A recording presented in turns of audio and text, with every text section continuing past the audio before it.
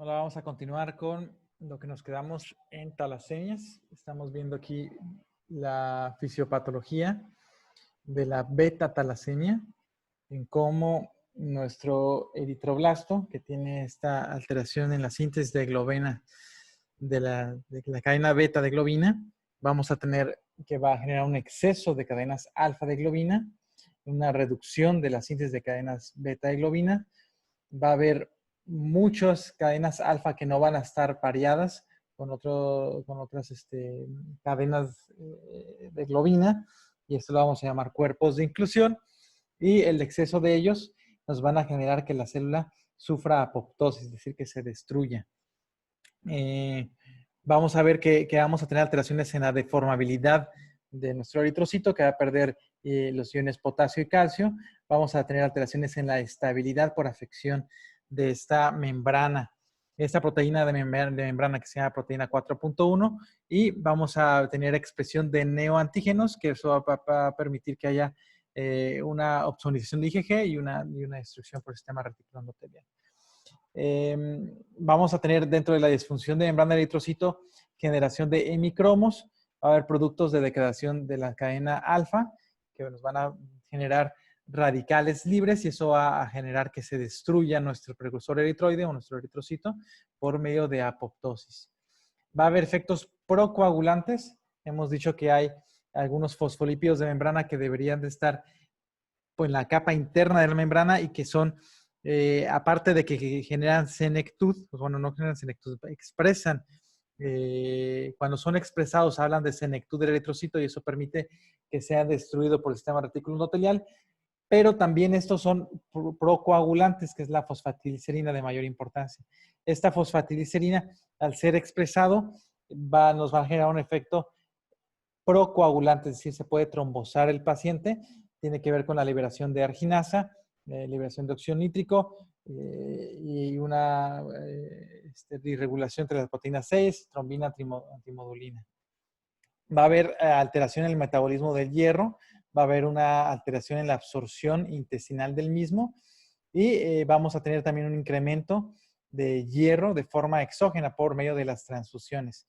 Por lo tanto, va a haber un incremento de hierro en los macrófagos, las células de Kupffer, que van a ser nuestros almacenes de hierro, y se van a depositar, cuando ya se llenan esos almacenes, se van a depositar en partes donde generalmente no deberíamos de tener tanto hierro y que puede generar toxicidad, que es en el miocardio, en glándula pituitaria, etcétera, etcétera. ¿Cómo vamos a ver la toxicidad por hierro? La toxicidad por hierro lo vamos a medir por medio de la ferritina. Ya dijimos en la clase de ferropenia que la ferritina nos va a hablar de los almacenes. Cuando tenemos sobrecarga de hierro, vamos a tener un exceso de ferritina. ¿Okay? O una medición de hierro en el hígado que tiene que ser más de 15 miligramos por gramo de hígado. Todo esto es la fisiopatología, lo que nos va a incrementar la fragmentación y la deformabilidad de las células maduras, lo que nos va a permitir un exceso de globinas. Va a haber hemicromos beta y nos va a generar cuerpos de Heinz, cuerpos de inclusión, nos va a afectar la espectrina y la proteína 4.1, y todo eso va a favorecer su destrucción. Asimismo, va a haber un incremento de hierro, vamos a tener también hierro en transfusiones, y esto nos va a generar que haya un incremento en nuestros almacenes de hierro, una sobrecarga de hierro, y asimismo la misma fosfatilicerina nos va a generar un estado de hipercoagulabilidad y nos va a disminuir la proteína C y S, lo que nos va a generar manifestaciones trombóticas en nuestro paciente. Y este es que nos explica toda la fisiopatología que habíamos hablado en una sola imagen, que puede parecer como que muy, muy complicado. ¿Qué nos va a generar? Vamos a tener hemólisis. Esa precipitación de las cadenas alfa nos va a generar hemólisis y disfunción de los precursores. La hemólisis nos va a generar esplenomegalia. Siempre que tengamos mucha hemólisis, no solamente en talasemias, todo lo que viene siendo hemoglobinopatías o enfermedades de membrana eritrocitaria, vamos a tener hemólisis crónica. Y esa hemólisis crónica nos va a generar esplenomegalia. Entonces, como les decía, cuando uno va al gimnasio, hipertrofia los músculos porque se están utilizando mucho. Acá también el sistema retículo endotelial es de mucha importancia dentro del vaso. En el vaso se genera mucho de esa fagocitosis de eritrocitos hemolizados o senescentes, y por lo tanto va incrementar su función y por lo tanto incrementa su tamaño. La disfunción también de precursores y la hemólisis nos va a generar anemia por una eritropoyesis inefectiva. Eso nos va a generar hipoxia tisular, que nos va a incrementar la eritropoyetina porque se va a inducir, como su nombre lo dice, factor inducible por hipoxia, y nosotros vamos a darle tratamiento con transfusiones.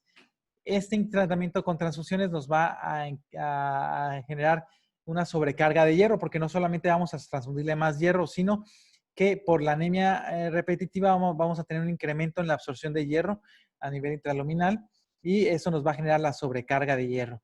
Podemos tener deficiencias endocrinas, lesiones hepáticas importantes, fallas cardíacas y nos puede llevar todo esto a la muerte.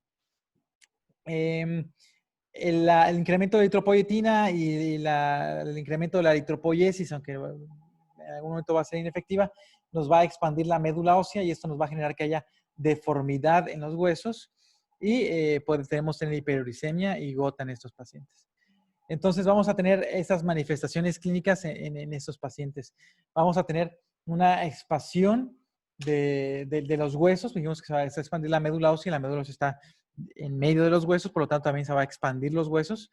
Y vamos a tener problemas endocrinos como hipopituitarismo, exceso de melanina o pigmentación de piel, que también tiene que ver con las alteraciones endócrinas. Va a haber hipotiroidismo, hipoparatiroidismo, tiene riesgo de hipertensión pulmonar embolismo relacionada a las alteraciones hemostáticas. Va a haber cardiomiopatía por sobrecarga de hierro, trombosis venosa también por incremento, por la liberación de fosfatilicerina o la expresión de la fosfatilicerina, hemosiderosis y hígado cirrótico. Va a haber hematopoiesis extramedular en algún momento, que lo vemos menos que en otras enfermedades como mielofibrosis. Puede suceder que tengamos hematopoiesis en otros órganos que de forma embrionaria eran hematopoyéticos, como el hígado, etcétera, etcétera. Podemos tener la hematopoiesis extramedular. Lo más común es en el hígado. Vamos a tener esplenomegalia, como la mayoría de las anemias hemolíticas hereditarias. Tienen riesgo de tener diabetes mellitus, artropatías, pubertad retrasada, falla ovárica, falla testicular, que puede generar en problemas de infertilidad, osteoporosis y estatura baja. Y vamos a ver que también tenemos las manifestaciones clínicas van a depender de la severidad de la talasemia, desde un rasgo talasémico, una talasemia menor, una talasemia intermedia o una talasemia mayor. Obviamente, mientras más severa sea la enfermedad, pues va a tener síntomas más severos. Entonces, una talasemia menor puede que solo se presente con una anemia microcítica leve y generalmente no presentan esplenomegalia y muchas veces pueden hasta pasar desapercibidos. Las talasemias intermedias van a tener anemias de expresión variable. Los niveles de hemoglobina van a variar dependiendo de qué tan afectado, qué tan alterado puede estar sus cadenas beta. Y las talasemias mayores ya vamos a tener anemias severas y vamos a tener todos los cambios clínicos que ya hemos mencionado, los cambios óseos, la colelitiasis que sucede cuando tenemos mucha bilirrubina indirecta por la hemólisis, infecciones frecuentes, retraso puberal y la cardiopatía que nos puede llevar a la muerte. Y acá también podemos ver la diferencia entre, dentro de la talasemia intermedia, dijimos que era muy heterogéneo porque vamos a tener algunos que son homocigotos y heterocigotos. Dependiendo de qué tan afectadas estén las cadenas, vamos a tener algunas anemias leves o anemias moderados y también podemos tener lo que llaman unas talasemias combinadas o coexpresiones con alfa-talasemia, donde pues ya vamos a tener pues una mayor cantidad de anemia. ¿Okay? Estas son algunas fotos de lo que vemos de deformaciones craneales, alteraciones óseas que podemos tener en estos pacientes. Los hallazgos de laboratorio, en la biometría hemática vamos a tener una anemia microcítica hipocrómica con un ancho de distribución eritrocitaria que es normal, a diferencia de la anemia ferropénica, y eso es lo que nos va a distinguir. Si tenemos microcítica hipocrómica con AD disminuido, pensaríamos una anemia ferropénica. Si es AD normal, ancho de distribución eritrocitaria normal, vamos a pensar que es una talasemia. ¿Por qué? Porque el defecto de la hemoglobina va a ser general o homogéneo en todos los eritrocitos, a diferencia de la ferropenia, como podemos tener diferentes cantidades de hierro en diferentes momentos y algún macrófago que pueda llevar un poco más de hierro a la médula ósea, puede que tengas unos eritrocitos un poco más grandes, un poco más colorados porque tengan mayor porción de EM. A diferencia de esto, como no se está produciendo una parte de las cadenas de globina, pues el ancho de distribución del eritrocito va a ser normal. En el Frotzengon periférica vamos a encontrar poiquilocitos, células en diana. También lo podemos encontrar en la ferropenia, pero es un poco más común verlo en anemia por talasemia. Y si le hacemos una aspirado de médula ósea, vamos a encontrar una hiperplasia eritroide. La médula ósea va a querer producir más eritrocitos. Va a haber cambios morfológicos eritrolastos y vamos a tener un incremento en los depósitos de hierro. Esos van a tener mucha sobrecarga de hierro. Y lo que vemos acá es que tenemos células en tiro de diana, que serían estas que tenemos acá, y la tendencia más bien es a microcitosis. Y obviamente no todas son iguales, pero la tendencia de los eritrocitos va a ser a tener un tamaño no tan diferente, o sea, es muy parecido el tamaño de nuestros eritrocitos. Son dos índices que nos permiten diferenciar entre anemias ferropénicas y talasemias. Es el índice de Messner, que es un poco más sencillo, y el índice de England. El índice de Messner, lo que hacemos es dividir el volumen corpuscular media entre el número de eritrocitos en millones. Y esto nos va a dar un valor, si es mayor a 13, vamos a considerar que es anemia ferropénica. Si es menor a 13, vamos a considerar que es un rasgo talasémico. Y el índice de England lo que hace es más complicado, que es el volumen muscular medio menos la operación de los hematis menos la hemoglobina por 5 menos 3.4. Es un poco más complicado.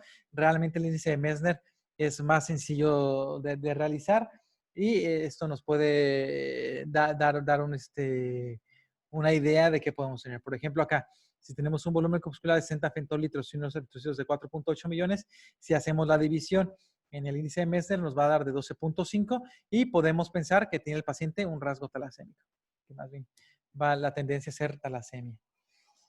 El tratamiento, esto va en general para las talasemias, ambas. El primero es el tratamiento de soporte.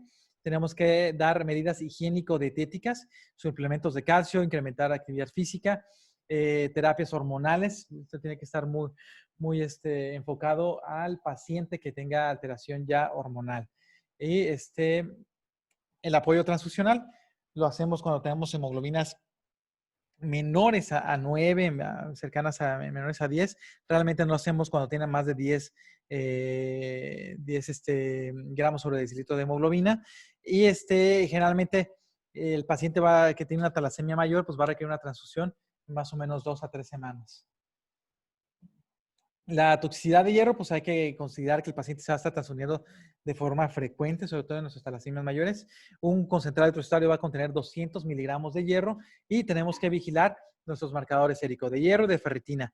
Nuestra biopsia hepática también lo podemos evaluar si tiene más de 1.5 miligramos por gramo de hígado y lo podemos hacer también por susceptometría magnética y resonancia magnética nuclear.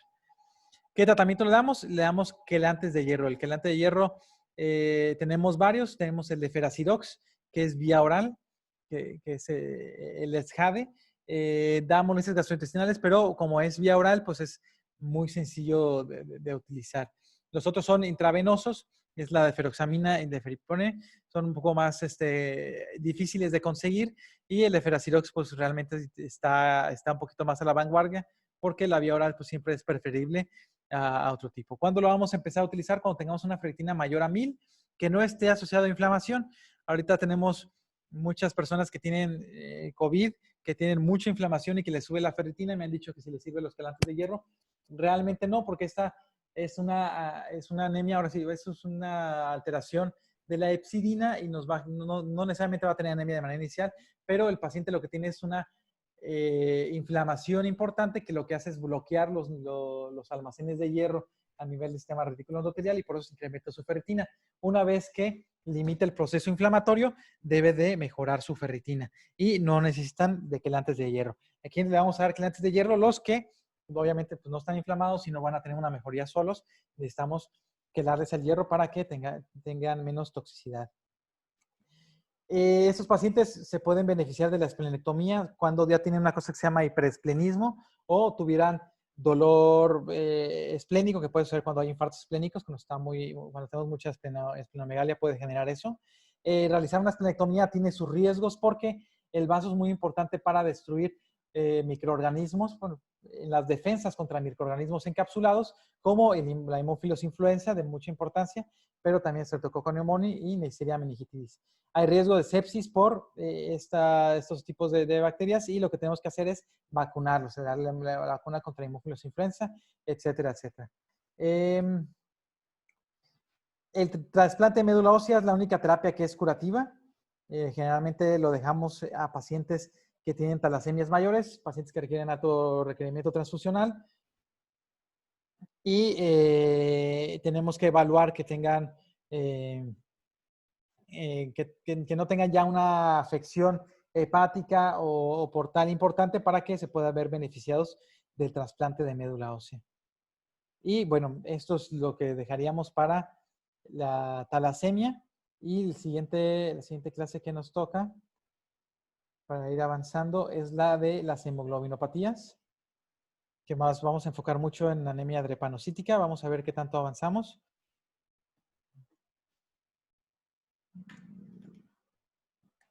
Las hemoglobinopatías, yo siempre les digo, hay que ver qué dice. Hemoglobina y patías son enfermedades de las hemoglobinas. ¿Las talasemias son hemoglobinopatías? Sí, sí lo son. Generalmente, por cuestiones académicas los dividen, pero tú debes de considerar las talasemias dentro de las hemoglobinopatías, porque es una enfermedad de la hemoglobina. De manera académica, casi todos los libros lo vienen dividiendo, pero considerar la talasemia como una hemoglobinopatía y también lo podemos considerar como una anemia hemolítica hereditaria. Es una anemia hemolítica hereditaria porque también va a tener, si bien tiene eritropoiesis ineficaz, también va a tender a la hemólisis. Entonces también está clasificado dentro de anemias hemolíticas hereditarias. Todo eso puede entrar a las talasemias. Hay que recordar que la hemoglobina se va a definir dependiendo de cuáles combinaciones vamos a tener. Entonces tenemos cadenas de globina alfa, beta, gamma y delta. Y cuando tenemos algún defecto genético, las talasemias, por ejemplo, es de lesión de las cadenas alfa a las cadenas beta, y esto nos va a generar algún otro tipo de hemoglobina fetal, y algunas hemoglobinas eritrocitarias. Pero podemos tener alguna alteración genética donde no está suprimida esta cadena de globina, más bien está mutada y nos va a generar una hemoglobina diferente por la mutación dentro de estas cadenas de globina y nos puede generar unas globinas que puedan tener mayor o menor capacidad de captación de oxígeno y por lo tanto menor función.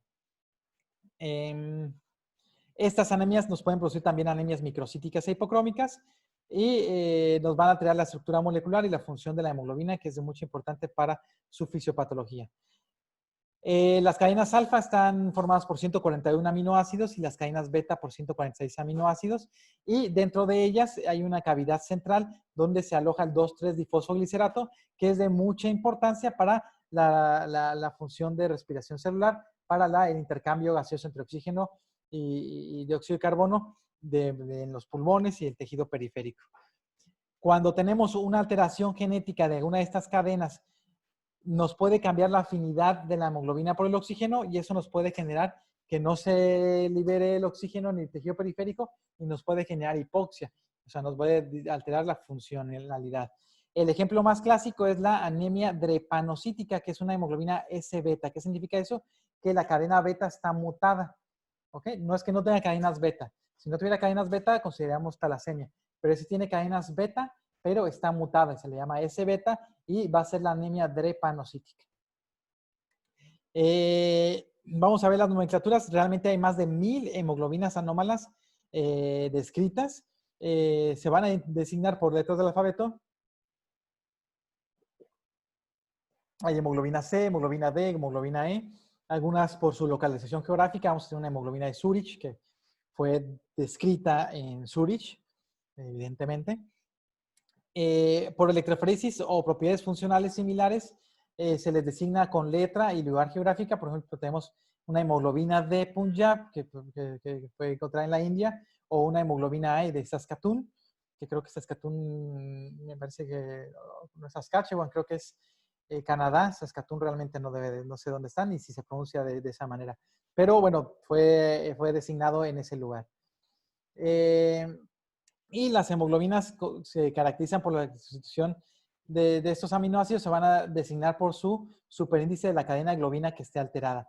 Es decir, la hemoglobina S va a tener una alfa 2 normal, una beta 2, que va a tener una sustitución de un ácido glutámico por una valina en la porción 6, en el codón número 6 del cromosoma 11.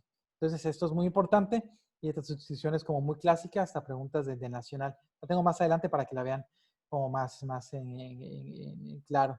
Y la anemia drepanocítica, de mucha importancia, es de las más comunes de estas hemoglobinopatías. Les gusta preguntarlo mucho en exámenes de hematología por el doctor Espinosa y también Nacional de Residencias.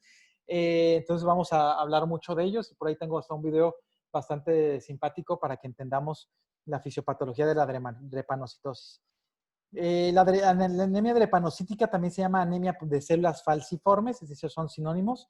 Y el primero en observar las células falciformes fue en 1910 por James Herrick, ya hace 110 años. En 1927 se dieron cuenta que la desoxigenación nos iba a formar estas células falciformes, es decir, si el eritrocito sufría, iba a cambiar su forma. Y Neal y Beth describieron las bases genéticas heterocigotos y homocigotes, y ya Ingram en 1949 pues, les explicó la naturaleza bioquímica del mismo. La epidemiología tiene una mayor prevalencia en África subsahariana, en África ecuatorial, en Estados Unidos. En los afroamericanos tiene un poquito más de incidencia, tienen un rasgo drepanocítico. Los hispanos, 1 en cada 36,000. Y en México, 1% de la población del centro tiene esta enfermedad y el 14% en las costas. En las costas de México tenemos una mayor densidad poblacional de afromexicanos y pues obviamente los afromexicanos heredan esta pues idea del cuerpo de poder desarrollar una capacidad de adaptación ante la malaria, porque también el cuerpo lo que quería era sobrevivir a la malaria y desarrolló drepanocitosis. Una vez que se fueron juntando los genes, pues se fueron desarrollando anemias drepanocíticas más severas. ¿Okay? Y vamos a tener varios síndromes falciformes, o sea, varias enfermedades falciformes. El homocigoto, que va a tener SS. Vamos a tener algunas que son combinadas, que también lo vamos a ver al final, que son alteraciones falciformes y talasemia, muy parecido a lo que hemos dicho en talasemia, que podemos tener rasgos talasemia beta, talasemia alfa. En realidad dependemos del genotipo. Entonces vamos a hablar más en específico de la anemia drepanocítica como única para que veamos cuál es la diferencia entre las otras enfermedades. Pero que sepan ustedes que podemos tener combinaciones entre células falciformes y talasemias y algunas otras hemoglobinopatías también puede suceder. Y esto, muy importante, ¿qué sucede? ¿Cuál es la alteración genética y qué es lo que me va a generar esta alteración? Va a haber una sustitución del ácido glutámico por valina en el codón 6 de la cadena de globina beta que está en el cromosoma 11. ¿Ok? Entonces, eso lo que nos va a generar es que en vez de producirse un eritrocito normal, se forme este eritrocito en forma de luna, en forma de hoz, que se llama célula falciforme. Entonces, pregunta del examen nacional de residencias, más de bien en los simuladores, aprendan eso. Es la sustitución del ácido glutámico por valina en el cromosoma 11. Ya no creo que les pregunten el codón 6, pero que sepan eso. Lo que nos va a generar es una sustitución de timina por adenina, que lo que va a provocar es la sustitución del ácido glutámico por la valina en este cromosoma que es el 11. ¿Ok? 11 de cadena beta, 16 de cadena alfa. Recuerden, para talasemias. También de mucha importancia. Y ahora este video voy a hablar yo también. Espero que se escuche y que yo hable se pueda ver bien. Si no, lo vamos a volver a explicar con la fisiopatología. Oh, se regresó. Ponemos play. Y bueno, este es nuestra célula eritrocito. Vamos a tener una enfermedad que nos va a cambiar la forma de nuestro eritrocito. Este cambio lo que nos va a generar es que haya un tráfico que nos va a generar lesión o infartos de los tejidos y eso nos va a generar dolor abdominal, dolor articular, entre otros problemas. ¿Qué es lo que va a generar esta anemia drepanocítica? Primero tenemos que ver la formación de esta hemoglobina drepanocítica o hemoglobina S.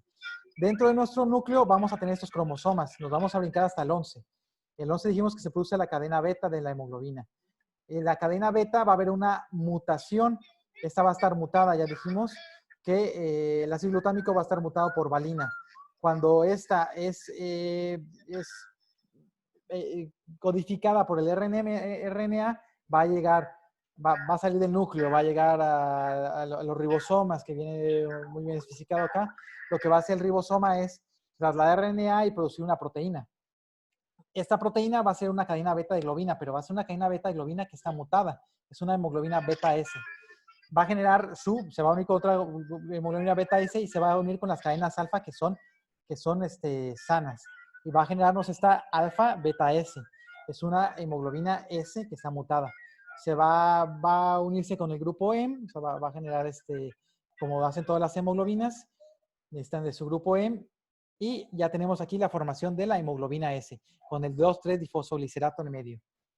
Entonces, ¿cuándo se va a formar esa ciclina, esa drepanocitosis, esa formación de célula falciforme?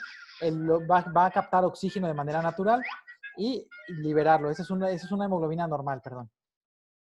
Quiero regresarme un poquito. Bueno, la hemoglobina es lo que hace normalmente. Se va a oxigenar y se va a desoxigenar. Hemos intentado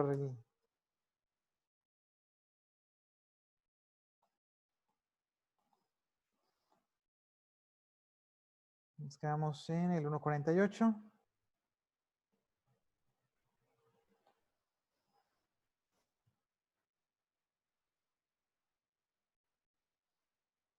Acá. Esta es una molécula de hemoglobina normal y lo que va a hacer es captar su oxígeno, es decir, va a hacer una oxihemoglobina y en los tejidos periféricos va a liberar el oxígeno y va a ser la deoxihemoglobina. ¿Ok? Eso es lo que normalmente realiza nuestra hemoglobina. Cuando tenemos una hemoglobina mutada, que se llama hemoglobina S, que es mutante, igualmente va a captar, se va a oxigenar. Cuando se oxigena se libera el 2,3-difosfoglicerato y va a tardar en desoxigenarse. Cuando está desoxigenado, lo que va a pasar con esta hemoglobina es que va a unirse entre ellas, nos va a generar polimerización de nuestra deoxihemoglobina S. Cuando sucede esta deoxigenación y esta formación de estas cadenas, nos va a generar que cambie la forma de nuestro eritrocito y nos va a formar esta célula en forma de hoz o esta célula falciforme. ¿Qué nos va a generar también? Nos va a generar alteraciones y nos va a generar desbalance en nuestro eritrocito. Cuando ya está polimerizada, ya no va a permitir que se oxigene ese eritrocito y por lo tanto va a haber mucho eritrocito, nos va a generar estas radicales libres de oxígeno. Los radicales libres de oxígeno son muy tóxicos, o sea, se les puede incorporar algunos aniones y nos pueden generar superóxidos. Y los superóxidos pueden afectar nuestra membrana y destruyen los ácidos grasos y va a haber lesiones en la membrana. Cuando hay lesiones de la membrana, va a generar muchas alteraciones. También nos va a oxidar nuestra hemoglobina y nos va a generar una metahemoglobina S.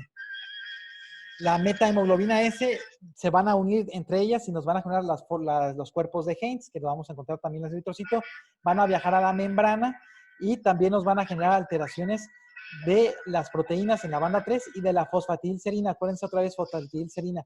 Esta fosfatidilcerina es altamente trombogénica, lo que va a hacer es exponerse. ¿Ok? Y eso es lo que nos va a generar la fisiopatología de la enfermedad.